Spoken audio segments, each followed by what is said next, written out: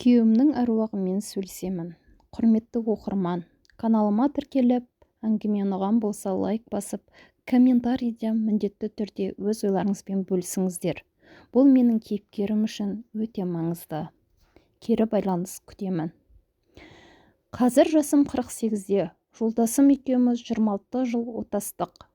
2 қыз өсірдік. Олардың екеуі де тұрмыста, басқа қалада тұрады. Үлкен қыздың бір ұлы, бір қызы, кіші қыздың бір қызы бар. Күйеуім қу басымыз сопайып, үйде екеуміз ғана отырамыз ба? Үлкен қыздан туған немерені бауырымызға алайық дегенде, жұмысты қайтемін, зейнеткерлікке шыққан соң алармыз деп көнбегем. Содан күйеуім, жаман айтпай жақсы жоқ, жазым боп мен қайтыс боп кетсем, жалғыз қаласың ғой деген еді. Сол кезде оған мән бермей, не болсан соны айтпашы деп ренжігем. Қазір ойласам, ол сол әңгімені жайдан жай айтпаған екен. Шамасы Құдай оған бірдеңені сездірген ау. Өйткені сол бір әңгімеден соң көп өтпей, осы жазда күйеуім аяқ асты жүрек талмасынан көз жұмды. Сөйтіп марқұм күйеуім айтқандай қу басым сопайып үйде жападан жалғыз қалдым. Күйеуімнің 40-ын өткізгенге дейін қыздарым кезектесіп қасымда болды. Әкелерінің 40-ы өткен соң қыздар өз үйлеріне қайтты. Үйде жалғыз қалдым. Сол күннен бастап түсініксіз жағдайға тап болдым. Демалыс күн болатын. Түскі астан кейін төсекке қисайып жатқам. Бір сәт төбе жағымда біреудің тұрғанын сезіндім. Шошып орнымнан тұрдым. Елес көрінген болар деп ойладым. Десе де қорқынышымды әзер бастым. Ертеңінде жұмыстан келіп тамағымды ішкен соң, бір қағаздарымды жазып бітірейін деп жазу үстелінің басында отырғам. Бір уақытта арқа жағымда біреудің тұрғанын сездім. Ақырын басымды бұрдым. Ешкім көрінбеді, бірақ дәл қарсы алдымда біреудің тұрғанын анық сезіп тұрмын.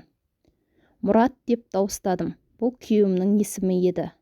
Үн жоқ, алайда қарсы алдымда біреудің ақырын қозғалғаны сезілді.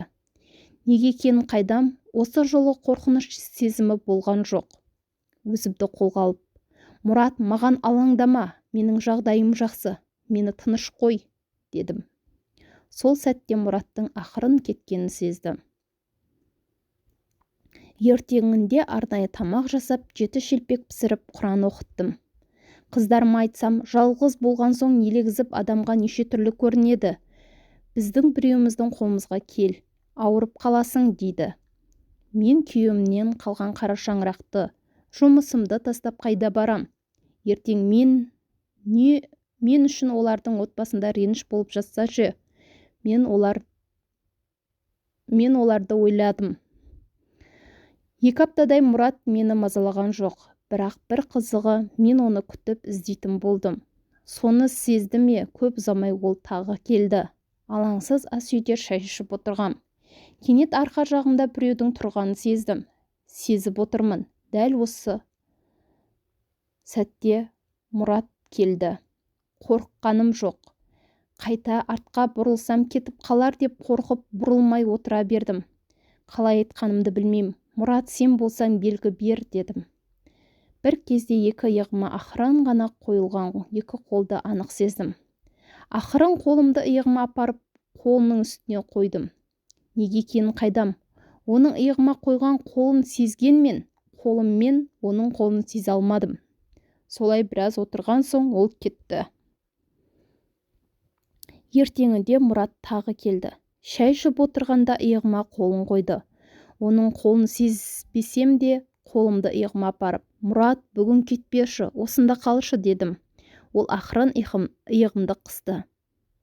Сол күні ол қасымда жатты. Қыздарыма айтып едім, сенің жүйкең шаршаған, бүйтіп жүре берсең, жүйке ауруына шалдығасың, деп жылап еңіреп, қояр да қоймай емханаға апарып тексертті. Менімен сөйлескен соң дәрігер, аздап жүйкеңіз шаршаған, денсаулығыңызда кінәрат жоқ.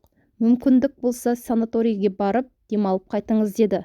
Қыздарым қоймай жұмыстан демалыс алғызып, 10 күнге санаторийға жіберді. Санаторияда 3-4 күн болған соң, мен үйімді, дәлірек айтқанда Мұратымды сағындым. Ол мені үйде күтіп отырған сияқты болды да тұрды. Расымен де солай болды. Келген күні-ақ оның үйде екенін сездім. Менің келгеніме қуанған сияқты. Қай бөлмеге барсам, сол бөлмеге барады. Мен онымен кәдімгідей сөйлесемін. Ол менің сөздерімді естіп түсінетін сияқты. Тек жауап қайтара алмайды. Жұмысқа шыққан соң осы жағдайды бірге жұмыс істейтін жақын танысым айттым.